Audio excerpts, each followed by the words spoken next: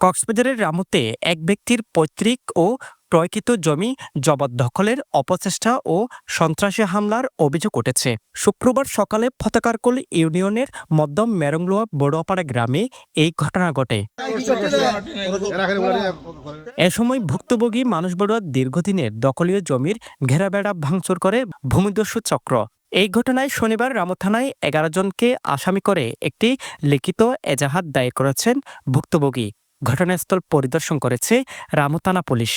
এজাহারে অভিযুক্তরা হলেন তরুপ বড়ুয়া, পলক বড়ুয়া আপু, সুবীর বড়ুয়া, অনন্য বড়ুয়া, জয়িতা বড়ুয়া, অনুপ বড়ুয়া, শানু বড়ুয়া, রেবি বড়ুয়া, জীবক বড়ুয়া, আদিত্য বড়ুয়া সহ আরও অজ্ঞাত ১০ থেকে ১৫ জন ভাড়াটে সন্ত্রাসী।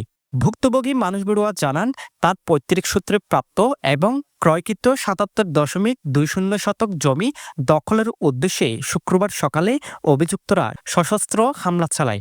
দীর্ঘদিন আর ভুক্তভোগীর জমি হঠাৎ করে খালি সন্ত্রাসী হলে আইনা ভাঙচুর করি, লুটপাট করি না আর বেড়া চড়া ভাঙি পুরোগুলো ইয়া করি প্রায় ৩ লাখ টাকার মতন ক্ষয়ক্ষতি করছে আর এবং আরে মারি ফেলাই গেলে বলি বিভিন্ন ধরনের ইয়া করি গলা চাবি ধরি আরে মারধর করছে। সহধর্মী যখন ফোন করে আর শাশুড়ি বাড়ির তো নয় আমার সম্বন্ধী শাশুড়ি তারা আইনে আরে রক্ষা করছে এবং আমার জীবনের নিরাপত্তার জন্য প্রশাসনের সাহায্য আবেদন করছি। মানুষ বড়ুয়া আরও বলেন, অভিযুক্তদের দীর্ঘদিন ধরে দাবি করে আসা ৫ লাখ টাকা দিতে অস্বীকৃতি জানালে তার উপর এ হামলা করা হয়েছে।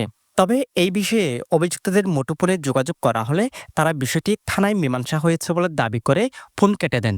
এগুলো কালকে আমাদের সামাজিকভাবে থানার মধ্যে সমাধান হয়ে গেছে। রামু থানার পরিদর্শক তদন্ত ফরিদউদ্দিন জানিয়েছেন, এ বিষয়ে তদন্ত সাপেক্ষে প্রয়োজনীয় ব্যবস্থা নেওয়া হবে। News desk, Penowa.